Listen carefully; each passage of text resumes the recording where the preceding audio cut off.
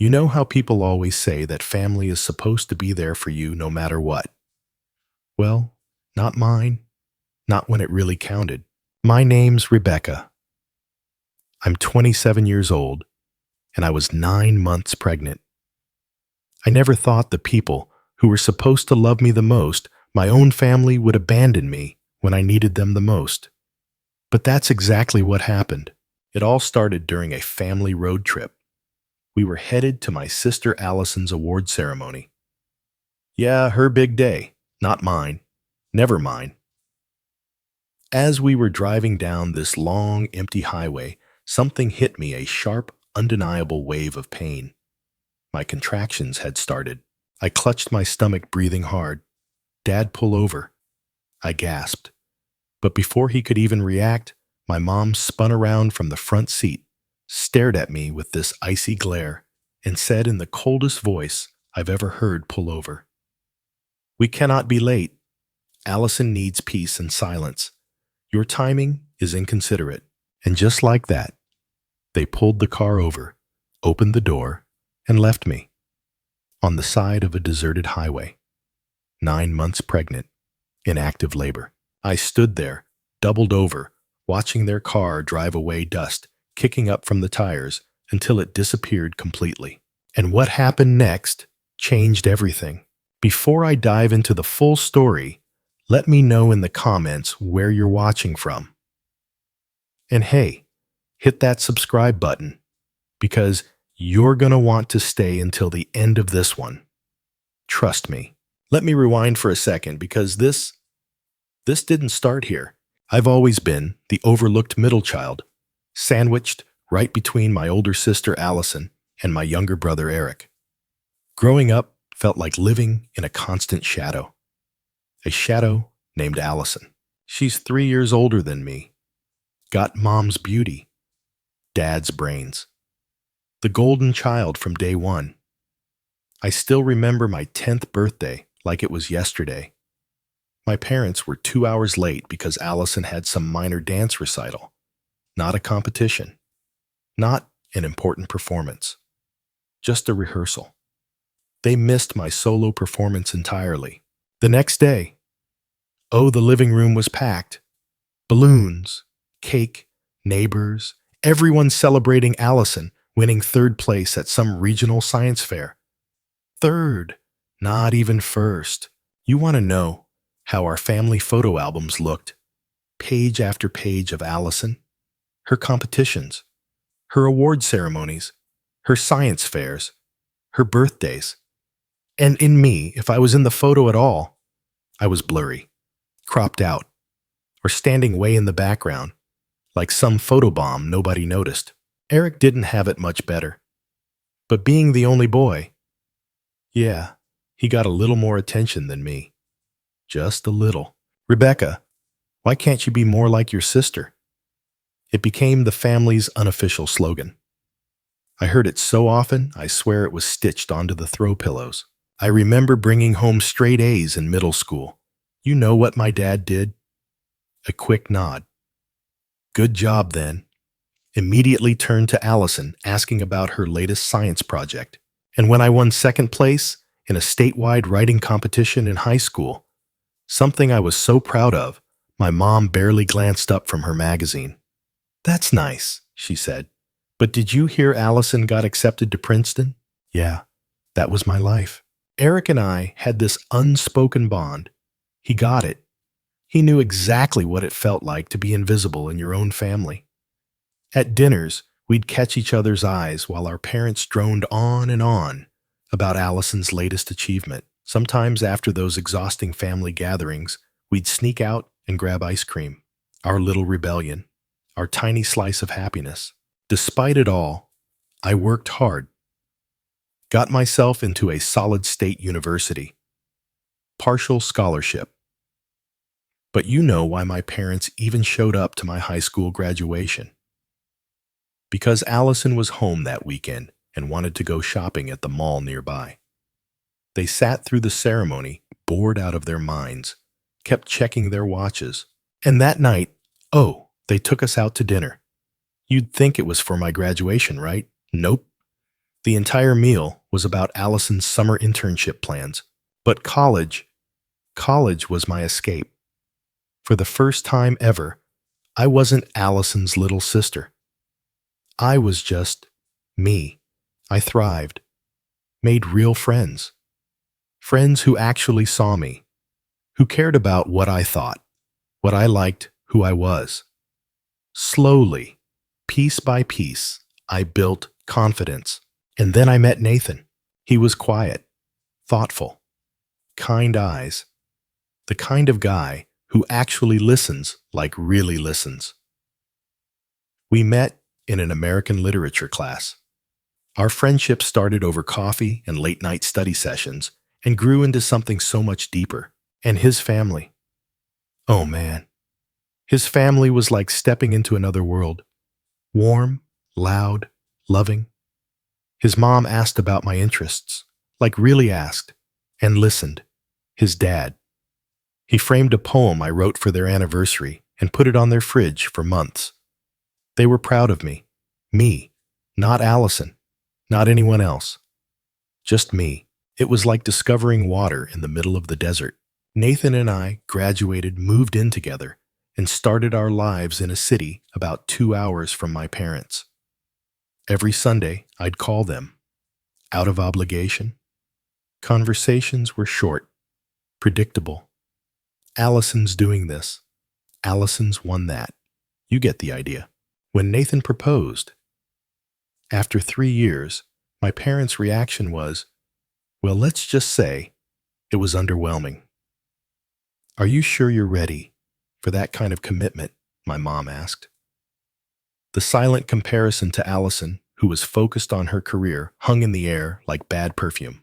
Our wedding was small, beautiful. Nathan's family handled almost everything. My parents contributed just enough to not look bad, and my maid of honor. Oh, it was Allison. Not because I wanted her there. No, because my mother insisted. It would be rude to exclude her, she said.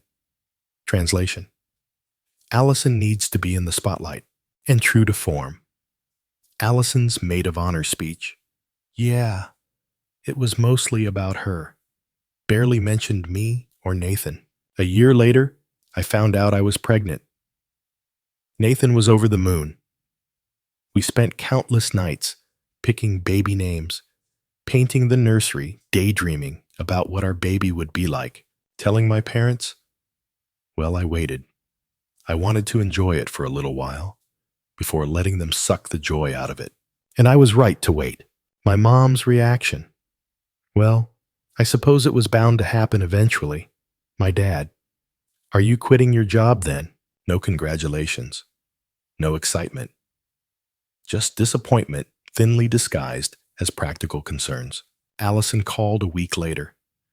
Congrats, she said, followed immediately by a 20-minute rant about how she was nominated for a prestigious award. Nathan's family, on the other hand, threw us a baby shower. His dad built a crib by hand. His mom dropped off meals every week. His sisters called, constantly asking how I was feeling. And my parents sent a card with a $100 check. That was it. But then, the final straw. Allison's award ceremony was announced. Right smack on the weekend of my due date. My parents didn't even blink. They immediately made hotel reservations, planned the road trip, and expected me to join them. When I pointed out, that I was literally about to give birth, my mom just waved me off. First babies are usually late anyway. You'll be fine, my doctor. She explicitly said no traveling this close to your due date. But my family, oh no. The pressure was relentless. You've always been jealous of Allison, my mother hissed when I hesitated. This is the biggest moment of her career, against my better judgment. Against Nathan's begging. I said yes, because part of me, some foolish part, still wanted their approval. What happened next would change everything. The morning of the road trip was disgustingly perfect. Clear skies, birds chirping, the kind of day that practically mocked the chaos that was about to unfold. Nathan was tense pacing as I finished packing. He helped me to the car, squeezing my hand like he could physically transfer his worry into me. Rebecca, call me the second anything feels off. Anything. I mean it, he said, shoving his spare phone charger into my hand. And I love you. Both of you. His hand rested on my belly, eyes filled with worry. Before I could even answer, a sharp honk cut through the air. My mother. Let's go. We don't have all day, she barked from the open car window. Not a single, how are you feeling? Or, are you sure you're okay to travel? Just pure urgency about getting on the road. Dad sat behind the wheel, dead silent eyes locked on the road, like he was already mentally halfway to the ceremony. Allison had the entire back seat to herself, surrounded by garment bags and makeup kits, like she was some celebrity heading to the Oscars. And me. Oh, I was wedged in the middle row, right next to her luggage. My 9 months pregnant body smushed against the door while her dresses lounged in comfort. You look awful, Allison said, barely glancing at me. Did you even try to put on makeup? Photographers will want family pictures. I bit my tongue so hard I tasted blood. Good morning to you too, I muttered, fumbling with the seatbelt that barely fit around my stomach. The first hour passed in stiff, awkward silence. The only sounds were Allison's constant phone calls, her discussing seating arrangements, lighting what snacks should be at the reception. Every word of hers was met with nods and smiles from our parents, like they were listening to royalty. Meanwhile, I just stared out the window, regretting every decision that had brought me into this car. Then I felt it, a tightening across my belly. Not painful exactly, but strong enough to make me suck in a sharp breath. I tried to brush it off. Braxton Hicks, right? The fake contractions. Practice. Normal. I breathed through it, convincing myself it was nothing. 20 minutes later, another one. A little stronger. This one made me shift in my seat. Can we stop at the next rest area? I asked, during a pause in Allison's endless bragging. Need to use the bathroom. Mom sighed so hard, you'd think I asked her to drive me to another state. We just stopped an hour ago. Can't you hold it? I'm 9 months pregnant, Mom. My bladder is the size of a walnut. Dad grumbled, but flicked the turn signal and pulled off at the next rest area. The moment I stood up, another contraction hit. This one stopped me in my tracks. I had to grab the side of the car just to stay upright. My breathing turned shallow. A middle-aged woman walking by noticed. Sweetheart, are you all right? How far along are you? She asked with real concern. 9 months, I said, forcing a smile. I think it's just practice contractions. She frowned. Those look pretty strong for practice. Are you timing them? Her words planted the first real seed of panic. No, I hadn't been. Should I have been? In the bathroom stall, I noticed something else.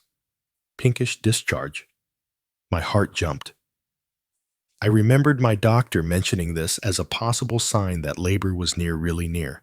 I hurried back to the car, where my family was, predictably, impatiently waiting. Finally, Allison groaned. At this rate, we'll barely make the hotel check-in before the pre-ceremony mixer. I wanted to tell them. I did. About the contractions, the discharge, the warning signs. But decades of learning how to shrink myself, stay quiet, not be a problem, it kicked in hard. I climbed back into the seat, silent, as another contraction rolled over me like a wave.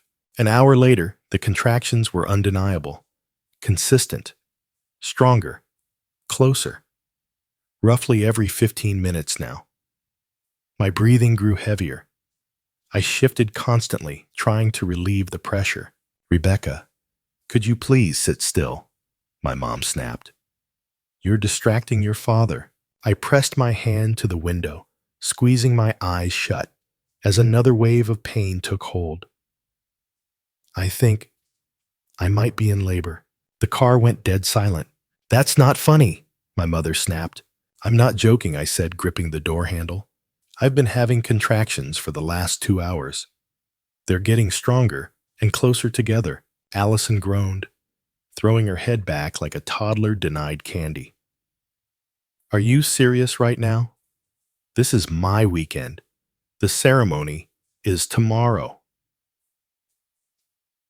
Dad's eyes flicked to mine in the rearview mirror, the first time he'd really looked at me all day. Are you sure it's not false labor? I don't think so. This feels real. As if on cue, another contraction stabbed through me. I let out an involuntary moan, clutching my stomach. Oh my God, Allison rolled her eyes. Could you be more dramatic? I reached for my phone. My fingers trembled as I unlocked it. But nothing. The screen stayed black, dead.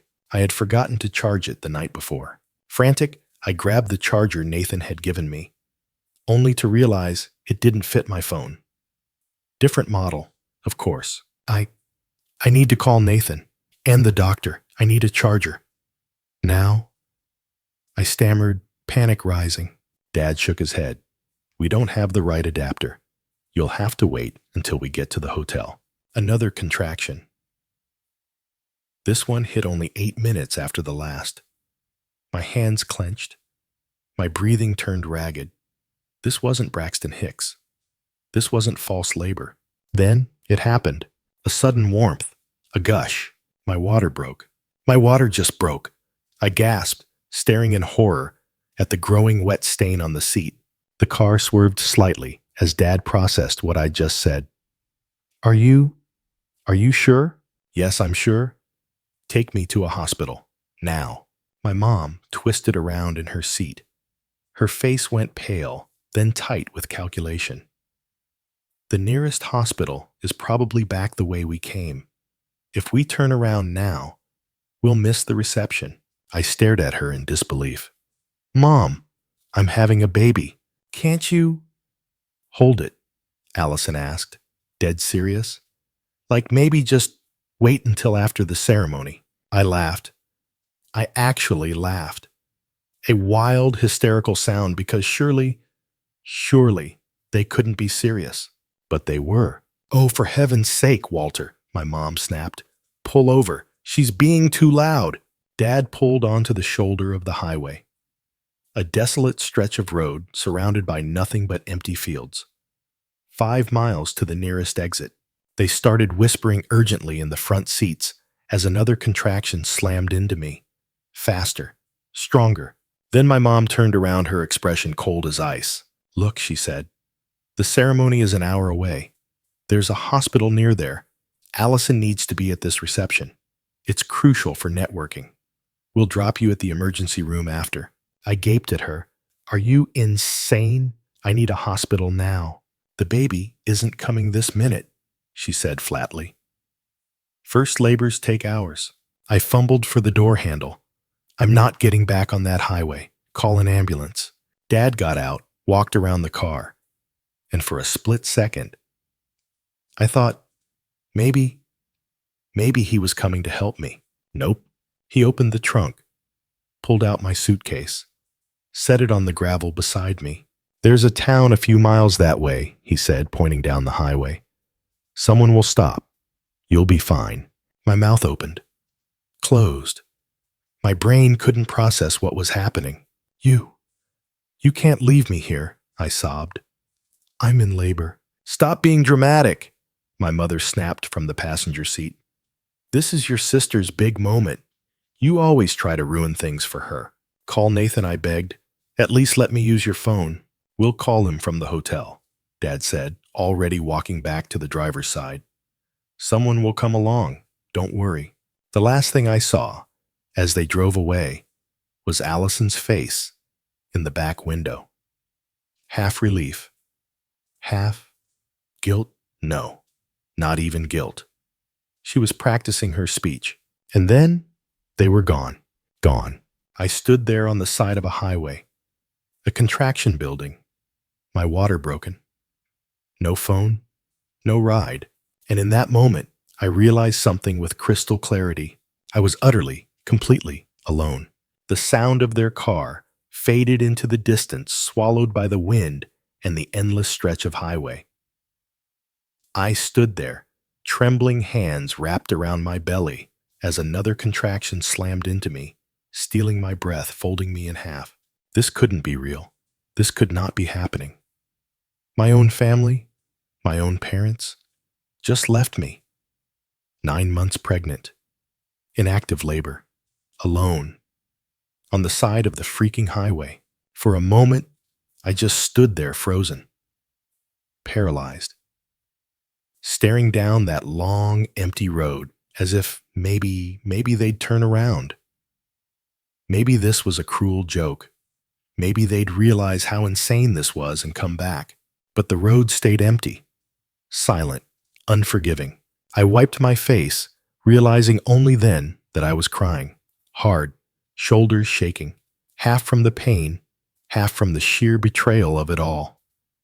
My chest felt tight, my breathing ragged, but I knew panic wasn't going to help me right now. Breathe, Rebecca. Just breathe. The sun was relentless, beating down on me like it was trying to cook me alive. Sweat beaded on my forehead, running down my back. The gravel crunched under my shoes as I grabbed my suitcase and started dragging it toward a tiny patch of trees about 30 yards from the road. It was the only shade in sight.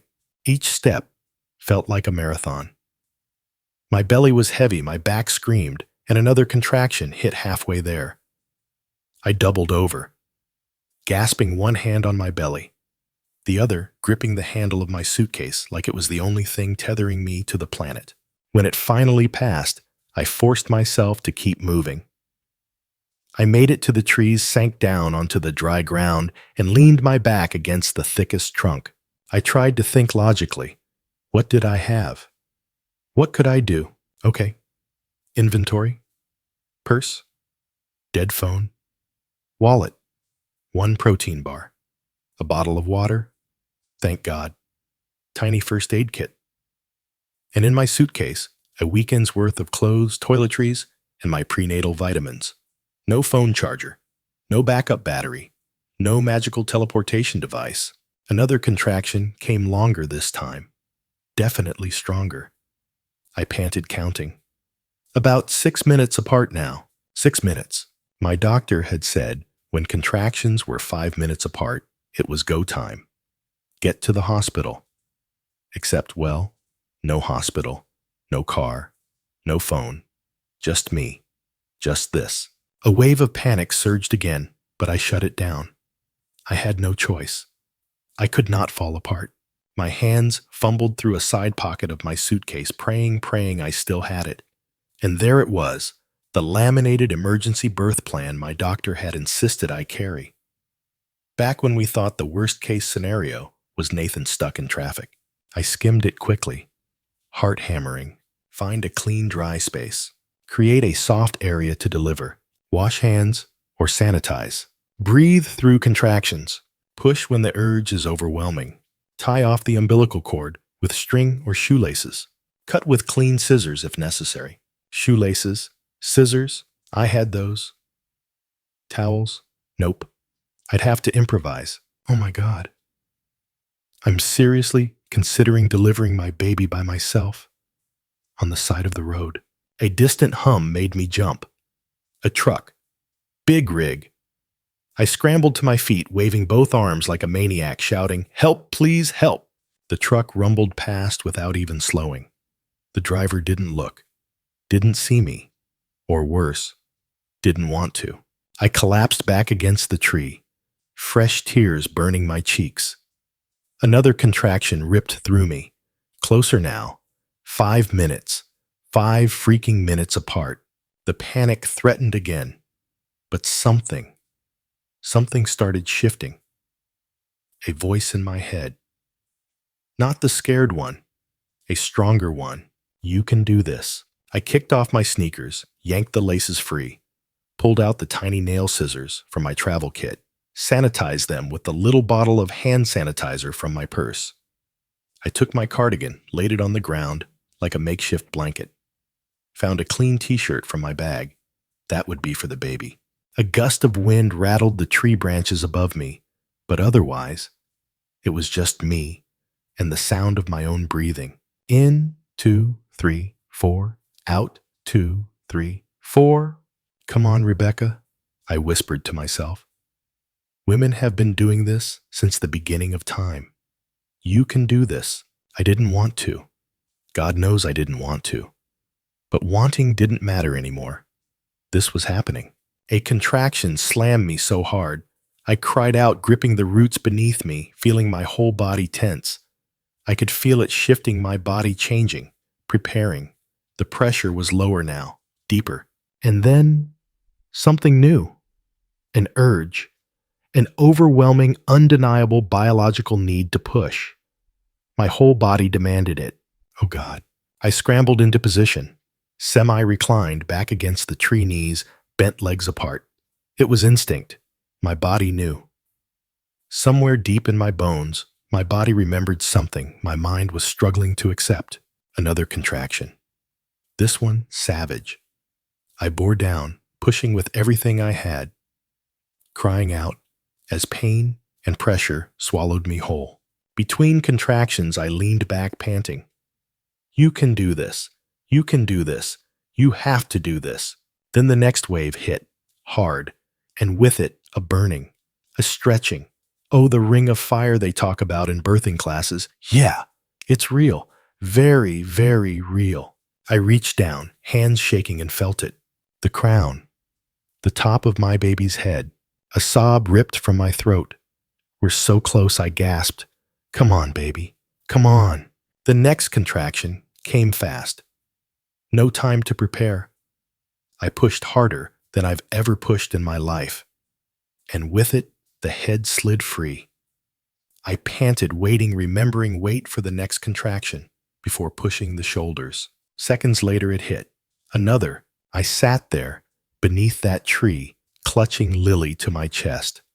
Her tiny cries slowly settling into soft hiccups as she snuggled against me. Her skin was warm, sticky, but perfect. Her tiny hands flexed and grabbed blindly, her fingers impossibly small, yet already so strong. I was shaking, from exhaustion, from adrenaline, from sheer disbelief that I had just delivered my own child. Alone, on the side of a highway, I glanced down at her face, barely able to believe she was real. Her little mouth opened and closed, and for a moment her dark eyes blinked up at me. Wise, curious, like somehow she understood that her entrance into this world had been anything but ordinary. But there wasn't time to dwell on how miraculous or terrifying this was. There was still more to do. The placenta delivered itself a few minutes later, like my birthing classes said it would. I reached for the shoelaces I'd set aside, tying them carefully around the umbilical cord, about 6 inches from her belly, hands trembling. Then again, a couple inches further down, just like the guide had taught me. Gripping the tiny nail scissors with shaky fingers, I cut the cord. My hands were unsteady, but I did it. The final physical link between my body and hers was severed. But the bond between us, that was forever. I wrapped Lily in the clean t-shirt I'd pulled from my suitcase, cradling her close. Her cries quieted her tiny body, warm against mine. I whispered over and over. It's okay. It's okay. I've got you. Except we weren't okay. Not yet. The sun was lower in the sky now. The shadows were stretching long across the highway. The temperature had started to drop. Sweat dried sticky on my skin as a light breeze picked up, and suddenly the summer heat felt a little less comforting and a lot more threatening. Lily needed warmth, food, medical attention, and so did I. I could feel the ache deep in my bones. I was still bleeding, not heavily, not dangerously, but enough that it made my brain race. We can't stay here. We can't stay here. I scanned the road, still empty. No cars, not even a distant hum of an engine. Gripping Lily tighter, I forced myself to stand. My legs were jelly. My body felt like it didn't belong to me anymore, but I had no choice. I couldn't just sit and wait for someone who might never come. I staggered toward the roadside, waving both arms, when a speck appeared in the distance. A car, I shouted, screamed. Waved like my life depended on it, but just like the truck earlier, it sped past, didn't even slow down. A helpless, broken sob escaped me. Please, I whispered to no one. Please, somebody help. Lily stirred, letting out a soft, questioning cry, as if sensing my panic. I kissed the top of her damp little head. It's okay, baby.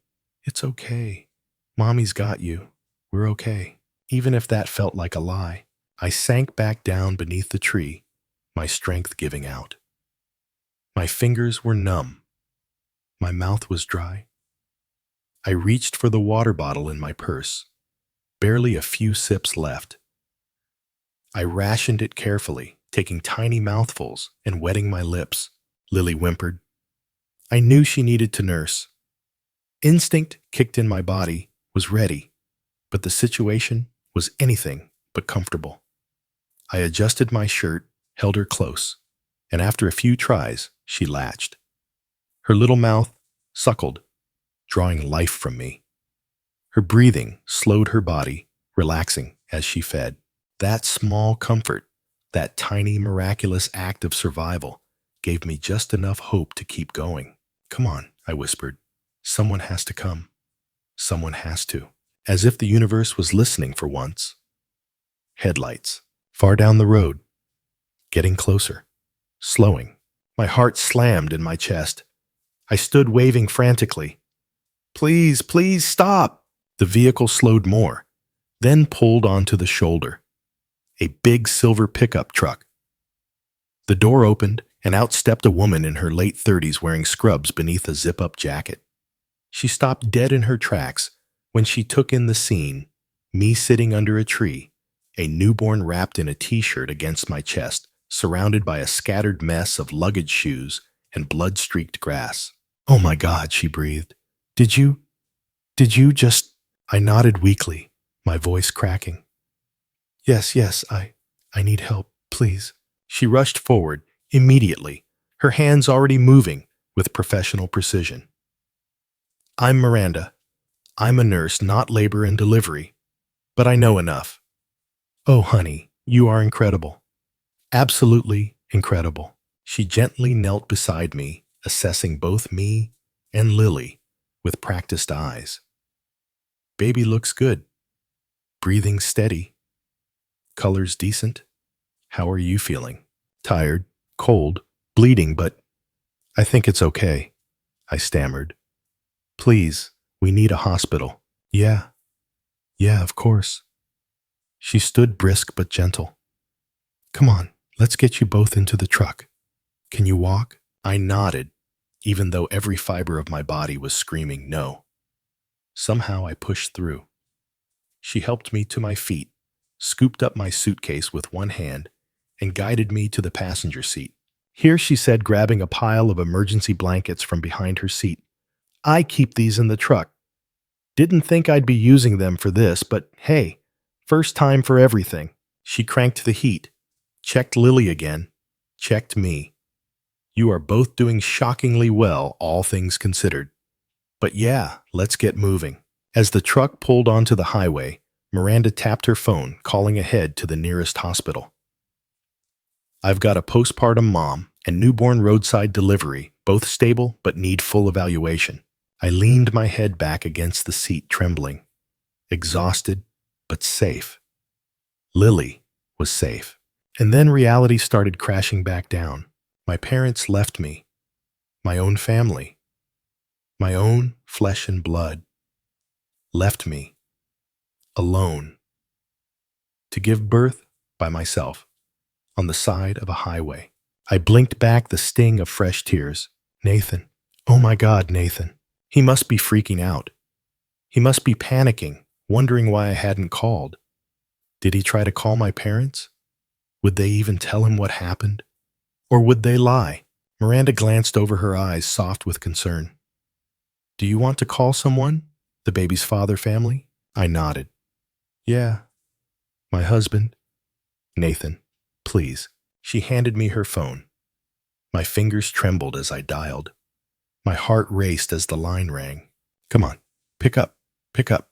And when I heard his voice on the other end, frantic, breathless, terrified, I nearly broke into a million pieces. Rebecca. Oh my God, where are you? I've been trying to call. Your phone's dead. Your parents wouldn't tell me where you were. I've been calling every hospital from here to the ceremony. Are you okay? What's happening? I swallowed the lump in my throat, squeezing Lily close. Nathan, I'm okay now. But you're not going to believe what happened. There was a moment of silence on the other end of the phone, like Nathan's brain needed a second to process hearing my voice. And then his words exploded out, rushed and frantic. Rebecca. Oh my God, where are you? What's happening? Are you okay? Are you hurt? Is the baby? I'm okay.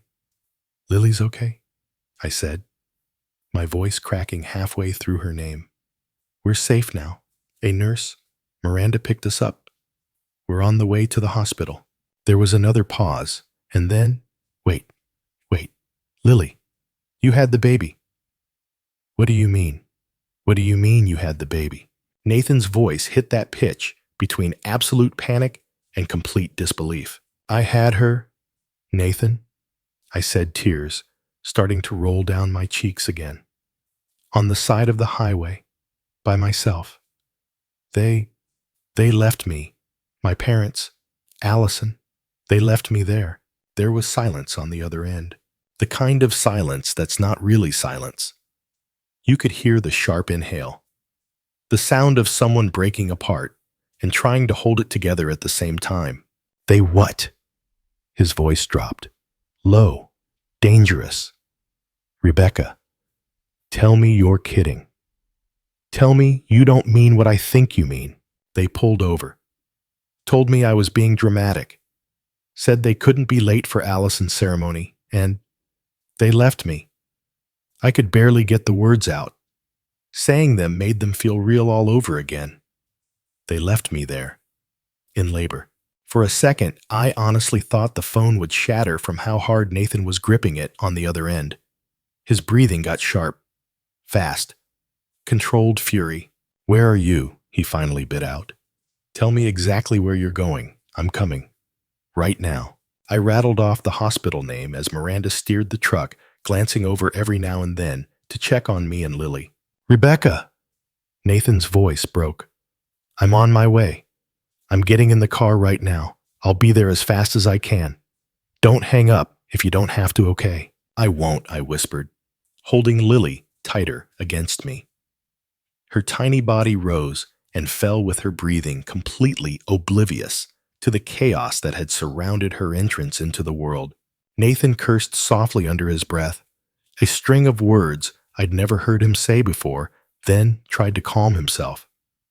Are you sure you're okay? Is Lily okay? Is she? She's perfect, I said, smiling through the tears. She's so perfect. I heard him choke back a sob. Of course she is. She's ours. Miranda gave my knee a gentle squeeze. You're both safe now, she said. 10 minutes out. Nathan's voice came through again, tight and broken. I swear. Rebecca, they are never going to get away with this. Never. I know, I whispered. I know. The next hour passed in a blur. The hospital came into view, those bright emergency lights, cutting through the deep orange of the setting sun like a beacon. As soon as Miranda pulled up, nurses came flooding out. They didn't even wait for her to park. One nurse opened the passenger door. Postpartum roadside delivery, she asked as she reached for me. Yep, Miranda confirmed, already explaining everything. Mom's stable. Baby's breathing well. Delivered about an hour ago. Cord cut. Placenta delivered. She's a rock star. Another nurse gently scooped Lily out of my arms with practiced hands while two more helped me onto a waiting gurney. "I'll be right with you, sweet girl," I whispered to Lily as they whisked her away to neonatal checkup. My arms felt empty. My whole body felt hollow the moment she left my chest.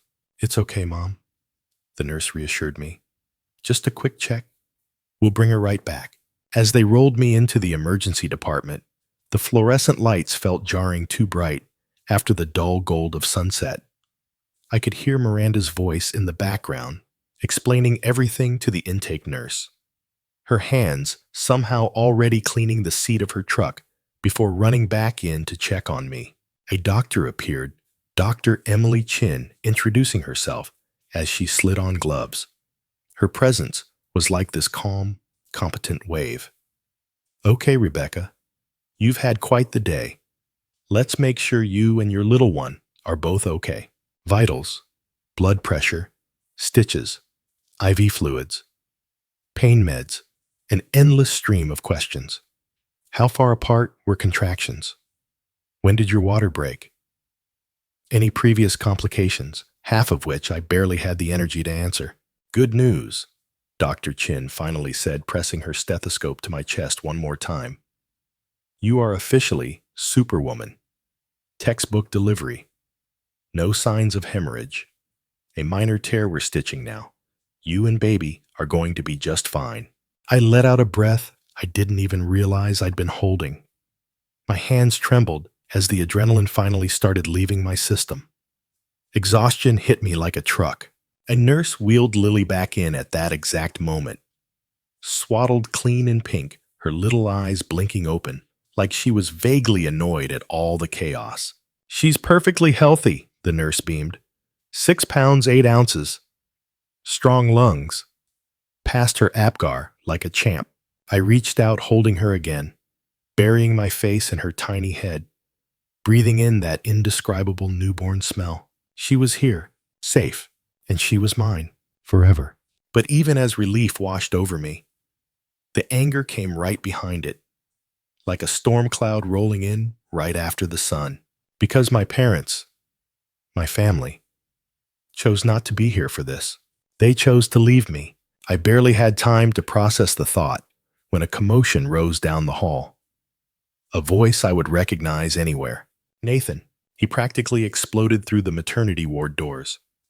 Disheveled, wild-eyed, his hair sticking up like he'd run his hands through it 1,000 times on the drive. "Rebecca," he shouted. "I'm here," I called back, my voice breaking. His eyes locked on mine, and then on Lily. For a moment, he just froze. His whole body went completely still. Then he rushed to my side, kneeling down, pulling me into the tightest, safest hug. Oh my God. Oh my God. I was so scared. I was so scared. I wrapped one arm around him, the other holding Lily close between us. And when he finally pulled back and looked down at her, his entire face softened. His hands shook as he gently reached out and touched her tiny fingers. Is that? His voice cracked completely. "Our daughter," I whispered, smiling, even though my face was streaked with dried tears. "Meet Lily Grace Thompson," he laughed.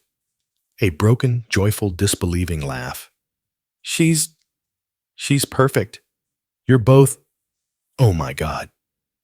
Rebecca, you did it. You did it." Then suddenly, his face shifted. The softness fell away like glass shattering. His eyes darkened. His jaw clenched. "Now, where the hell are your parents?" Nathan stood up so fast the chair nearly toppled backward, his fists clenched. His whole body trembled, not with fear, but with rage. Controlled, focused, white-hot rage. "Where are they?" he growled through gritted teeth. "They left you, alone, on the side of a highway, in labor. They left you." I reached out, catching his wrist before he could march straight back into the parking lot to hunt them down. "Nathan, wait." His eyes whipped to me. Wild. "Wait. Wait for what, Rebecca? They could have killed you. They could have killed her." Lily stirred in my arms, sensing the tension in the air. Her tiny fists clenched her face, scrunching about to cry. I bounced her gently, whispering softly, "It's okay, baby. You're safe." Nathan ran a hand through his hair, pacing. "I called them. I've been calling them for hours. You know what your dad said when he finally picked up. There was a situation, but everything's fine now. Wouldn't even tell me where you were." I felt my throat tighten. Of course, that's what he said. Nathan yanked out his phone, scrolling furiously. I swear to God, if they're still at that stupid ceremony." As if on cue, my own phone finally charged, thanks to the hospital staff lit up on the bedside table. My mother's name flashed on the screen. Nathan's head snapped toward it. His eyes darkened even more. "Now," they call. I grabbed the phone, my hand shaking, and without thinking twice, I hit the speaker button. "Rebecca." My mother's voice rang out chipper, light fake. "Just calling to check in. Did you make it to a hospital?" For a second, I was speechless, completely floored by how casual she sounded. Like she was asking if I'd made it to the grocery store, not if I'd survived giving birth alone on the side of a highway. Nathan's jaw tightened so hard I thought it might snap. "Yes," I said flatly, barely recognizing my own voice. "I made it to the hospital, no thanks to you," my mother tisked. "Oh, don't be so dramatic. Everything worked out, didn't it? Anyway, the ceremony was wonderful." Allison's speech brought the whole crowd to its feet. Everyone was just raving about her. In the background, I heard glasses, clinking silverware, tapping laughter. They were at a celebration dinner, laughing, toasting. While I was in a hospital bed, holding the child I delivered by myself, alone, "The baby came," I said coldly, "on the side of the highway, where you left me." There was a beat of silence on the other end. "Wait, already?" My mother's voice held disbelief. "But first babies usually take so long." "Not this one," I snapped. "Not when there's nobody there to help." I delivered her, alone, on the ground, next to a tree, on the side of Highway 16. Another pause. "Well, is she healthy?" my mother asked, her voice still carrying that irritating tone of mild inconvenience. "What did you name her?" Nathan actually staggered back like he'd been punched. His hands were shaking, his jaw set, his whole face flushed with rage. "Are you hearing yourself right now?" he exploded, stepping closer to the phone. "Do you understand what you did? She could have died. Your granddaughter could have died. Both of them." "Oh, Nathan, please," my mother scoffed. "There was a town nearby. Someone was bound to stop eventually." Eventually, Nathan's voice rose, cracking with fury. "Are you insane?" Before he could say more, another voice came on the line, my father's. Calm, unbothered. "What's done is done. No use dwelling on it now. We'll stop by the hospital tomorrow. Allison wants to meet her niece." The sheer audacity made my head spin. "Allison wants," I repeated in disbelief. "That's what you're thinking about right now." "Rebecca." My mother cut in her tone, shifting into that familiar sharpness. "I know you're emotional right now, but there's no need for this attitude. We're family." I stared at the phone. My mouth actually fell open. The word family felt like a slap. "Family," I said quietly. "Family doesn't leave their pregnant daughter to give birth on the side of a road." Nathan leaned over, speaking into the phone, his voice trembling with barely contained rage. "You're lucky. I'm not the one deciding whether or not to press charges. Because if it were up to me..." At that moment, there was a knock at the door. A social worker. Mrs. Thompson stepped in, clipboard in hand, face soft but professional. "Rebecca," she said gently, "sorry to interrupt, but we need to go over a few things regarding your situation." She didn't have to finish the sentence. I knew what she meant. I locked eyes with Nathan, then at Mrs. Thompson, then back at the phone. My mother was still rambling, oblivious. We'll swing by the hospital tomorrow morning. After brunch. Allison's brunch, obviously. I took a deep breath, then another. No, I said simply. Silence. What do you mean, no? My mother snapped. I mean, no. You are not coming here tomorrow. You don't get to meet my daughter. Not yet. Maybe not ever. Rebecca. My father's voice turned cold. Don't do this. Don't make this bigger than it needs to be. Oh, I'm not the one who made this big. I shot back. You did that the moment you left me on the side of that highway. I hit the red button, ended the call. For a second, the hospital room was completely silent, except for Lily's soft breathing. Then Nathan let out a long, shuddering breath. They really don't get it, do they? He said quietly. They genuinely don't understand what they did. I shook my head. No, they don't. And honestly, I don't think they ever will. Mrs. Thompson stepped forward, then her face gentle. Rebecca, I just want you to know. What they did, abandoning someone in active labor, that's considered criminal negligence. Potentially child endangerment. The hospital is required to report it. I blinked. Wait, what, really? She nodded, flipping her clipboard. Yes, it's not just unethical. It's illegal. You were in a medical emergency. They left you without transportation or a way to contact help. It's mandatory that we file a report. A strange feeling twisted in my stomach. Shock, a little bit of satisfaction, and a lot of, oh my God. Is this really happening? Nathan turned to me, voice quiet but intense. Babe, what do you want to do? I glanced down at Lily. Her tiny hand had curled around my finger, her grip surprisingly strong for someone so new to the world. Her little face peaceful and perfect. And for the first time in my life, I realized I had the power here. I get to decide how this plays out. I stared down at Lily, her tiny fingers wrapped around mine, like the universe itself had placed her here to remind me I was not powerless anymore. Not someone's afterthought, not someone's shadow, not someone's backup plan. I looked at Nathan. His jaw was tight. His hand rested protectively on my shoulder, waiting, supporting, completely willing to back whatever decision I made. And then I looked at Mrs. Thompson, the social worker, who stood patiently, giving me space, but ready to take notes, ready to help however I needed. What happens? If I say yes, I finally asked her, my voice steady, stronger than I expected. Well, she began gently, but clearly. The report gets filed either way.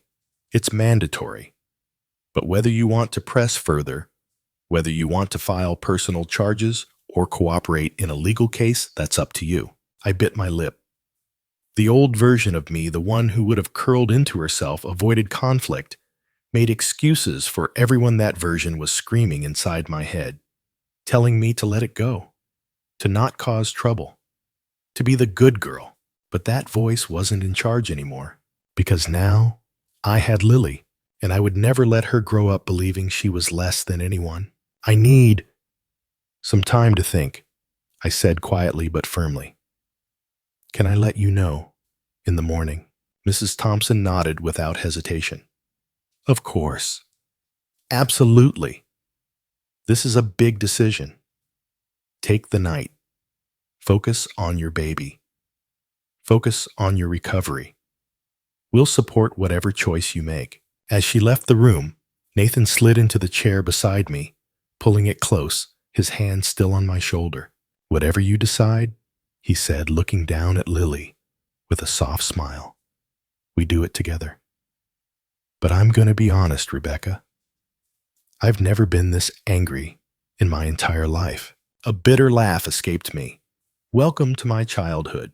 He reached out, brushing a thumb across Lily's tiny cheek. She's never going to feel like that. Ever. Not one day of her life. I smiled.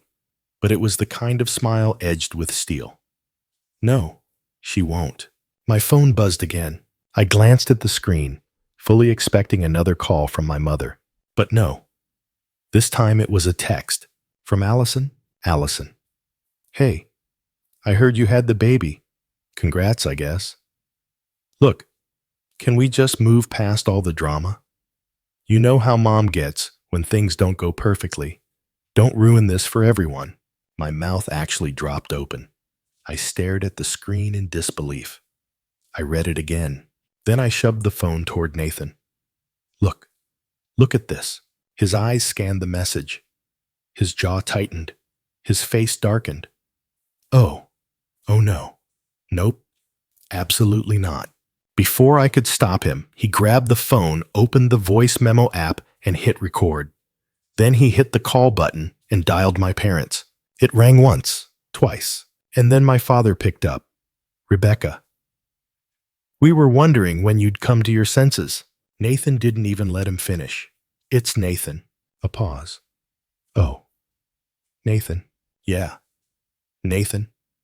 The man whose wife you left on the side of a highway to give birth alone. Another pause. Longer this time. Nathan's voice was calm, controlled, scary. Let me make this real clear for you. You're not walking into this hospital tomorrow like nothing happened. You're not meeting Lily. You're not pretending this didn't happen. Nathan, my father started. No. You're going to sit. And you're going to listen. Because if you interrupt me, even once I hang up, and the next conversation you'll be having is with a lawyer. Silence. Nathan continued. You abandoned your pregnant daughter in active labor. That's not an exaggeration. That's not drama. That's a fact. You left her. On the side of a highway. No phone. No car. No help. If Miranda hadn't stopped, if someone else hadn't come, Rebecca and Lily could be dead.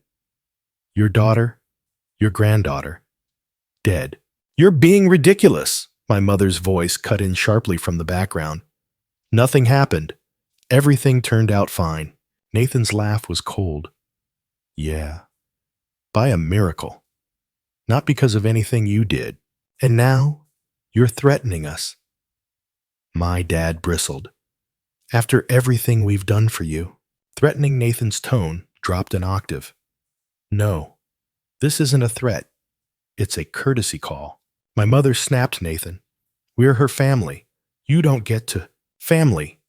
Nathan interrupted, his voice sharp enough to cut glass. Family doesn't leave someone in labor to fend for themselves on the side of a road. Then, more measured, dangerously calm Rebecca will decide what happens next.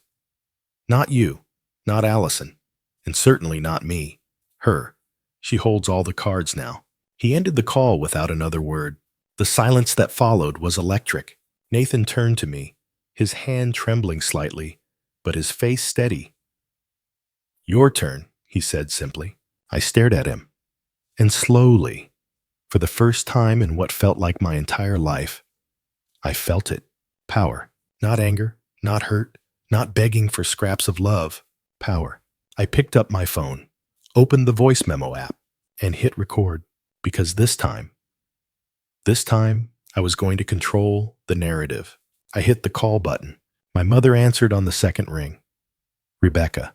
Her tone was sharp, brisk, like she was the one who had been wronged. I didn't waste a single second. You don't get to meet Lily, I said. My voice was steady, strong, clear. You don't get to be part of her life until you understand exactly what you did. Until you understand that what you did was wrong. My mother sputtered.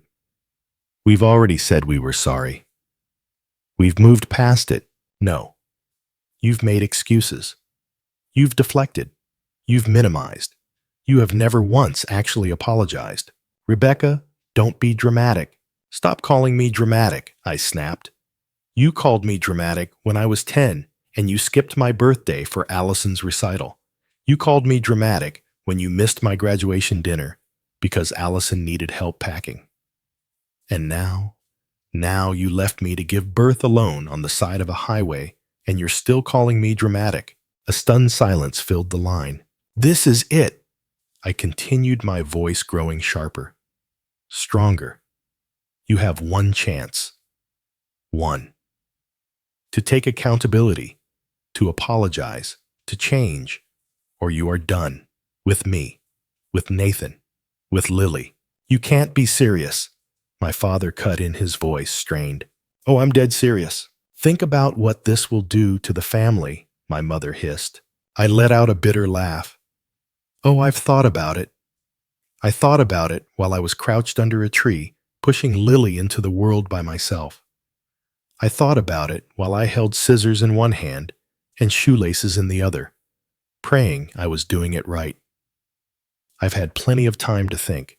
You wouldn't, my mother whispered. You wouldn't actually cut us off. You've left me no choice, I said quietly. And believe me, if you think I won't do this for Lily, you don't know me at all. The line went quiet. The ball was in their court now, and for the first time in my life, I was okay with whatever happened next. There was a long stretch of silence on the other end of the line, the kind that wasn't just quiet, it was heavy, thick with the weight of everything unsaid, everything they were suddenly being forced to confront. Then finally, my mother spoke, and her voice, it wasn't sharp this time. It wasn't smug. It wasn't cold. It was small. Rebecca, she started, then stopped. I didn't think it was that serious. I thought you were exaggerating. I let out a bitter breath. You thought I was exaggerating while I was sitting under a tree, in labor, cutting an umbilical cord with nail scissors. Another pause. Then my father's voice, rough, tired. We made a mistake. Nathan scoffed, leaning forward. No, you didn't make a mistake. You made a choice. A deliberate, conscious choice. Over and over again. He stood up, pacing the hospital room like a caged lion, fists clenched. For years, you made Rebecca feel like an afterthought, like background noise to Allison's highlight reel. And yesterday, you didn't just hurt her feelings. You risked her life. You risked our daughter's life. I looked down at Lily, sleeping peacefully in my arms, completely innocent, completely unaware that the world she had just been born into was already filled with so much brokenness. My voice softened, but the steel was still there. Do you even realize what you could have done? What could have happened? I could have bled out. Lily could have. She could have. My throat tightened, cutting off the words. Nathan sat beside me again, his hand sliding over mine, grounding me. But she didn't, he said softly. Because Rebecca is stronger than any of you ever gave her credit for.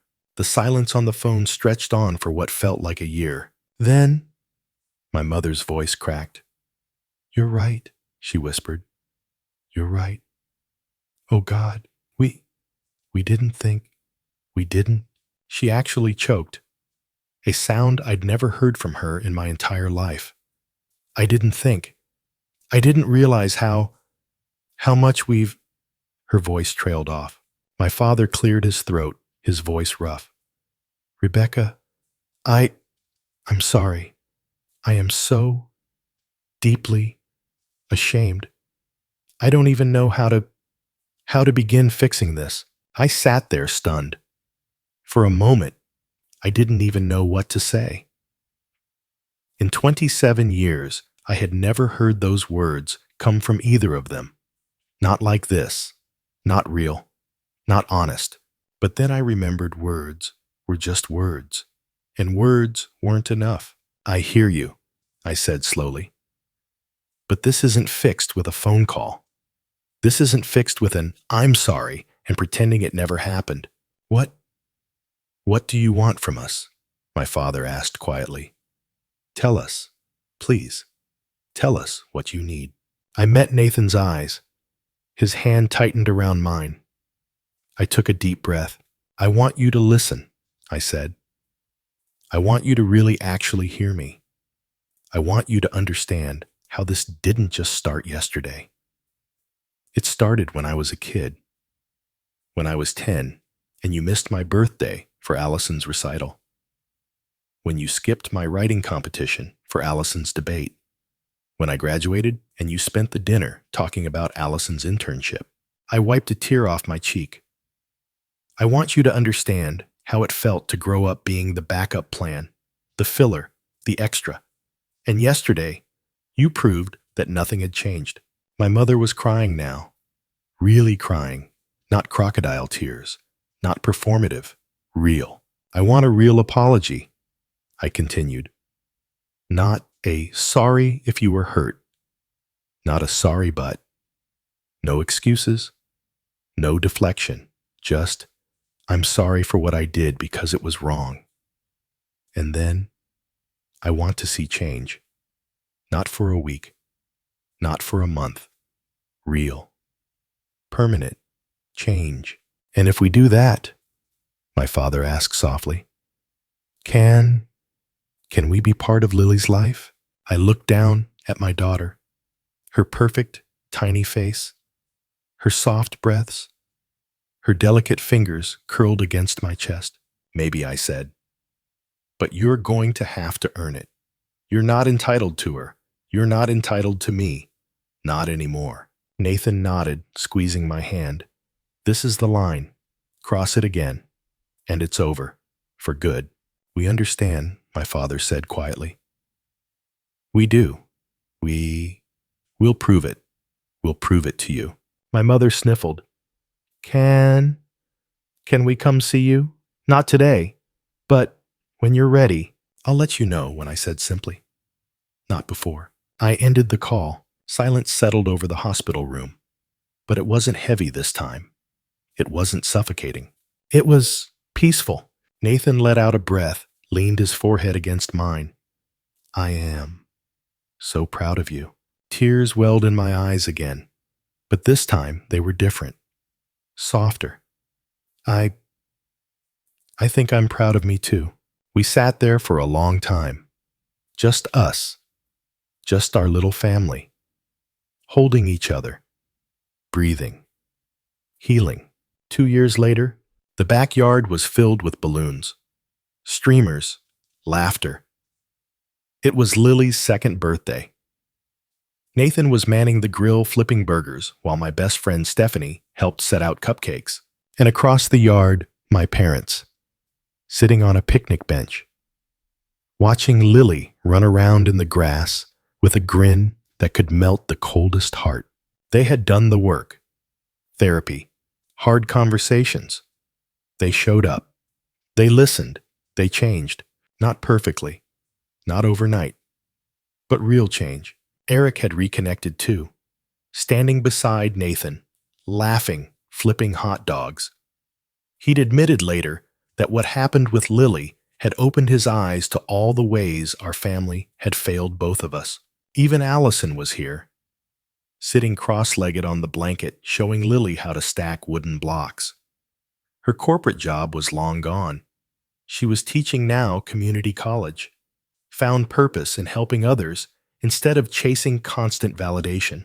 It wasn't perfect. It never would be. But it was better. Real. Honest. My mom approached me as I refilled the lemonade, nervous, holding a small wrapped box. Rebecca, she said softly, I wanted to give you this. I opened it. A silver locket. Inside, a picture of me as a baby. On the other side, Lily. I found this picture of you a while ago, she said, voice trembling. I realized I didn't remember you at that age. I was so focused on Allison. I missed so much. I don't want to miss anything with Lily. I don't want to keep missing with you. I blinked, stunned, speechless. And for a moment, the past didn't matter. I hugged her, tight. Not because I forgot what happened, but because we survived it. We grew from it. We healed. Later, as the sun started to set, Lily ran toward me, arms wide, giggling. Mama, I scooped her up, spinning her in the air, both of us laughing, her tiny arms wrapped around my neck like I was the center of her whole world. And maybe, just maybe, I was. In that moment, I knew the cycle was broken. She would never grow up wondering if she was enough, because she would always know she was loved, unconditionally, fully, completely. And as I held her close, I whispered the words I wished someone had whispered to me all those years ago. You are more than enough, baby girl. You always have been. You always will be. If this story hit home, if it stirred something inside you, drop a comment below. Have you ever had to stand up for yourself? Have you ever had to draw a line with family for your own well-being? Share your story. You're not alone. And don't forget, like, subscribe, and share this video with someone who might need the reminder that they deserve better, that they are enough. Thank you for listening to my story. And remember, sometimes the hardest moments lead to the most beautiful transformations.